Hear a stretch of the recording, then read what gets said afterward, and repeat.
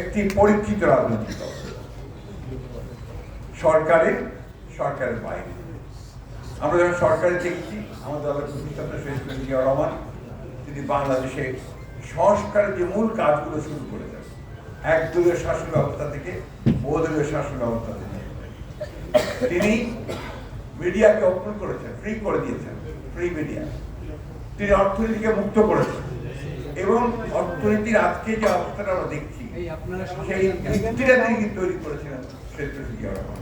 আমি বক্তব্য রাখবার এই কথাগুলো বলতে চাই যে বিএনপি হচ্ছে সেই রাজনৈতিক দল যে সুজাতা নিয়ন্ত্রিত ঘরের থেকে কাজ করে না।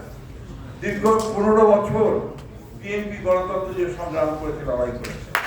বিএনপি 60 লক্ষ মানুষ মিথ্যা মামলার শিকার হয়েছে, 20,000 মানুষকে হত্যা করা হয়েছে, 1700 নেতা কর্মীকে গুম করে ফেলা হয়েছে। বিএনপি সত্যিকার অর্থেই একটা আগুনে পোড়া একটা রাজনৈতিক দল।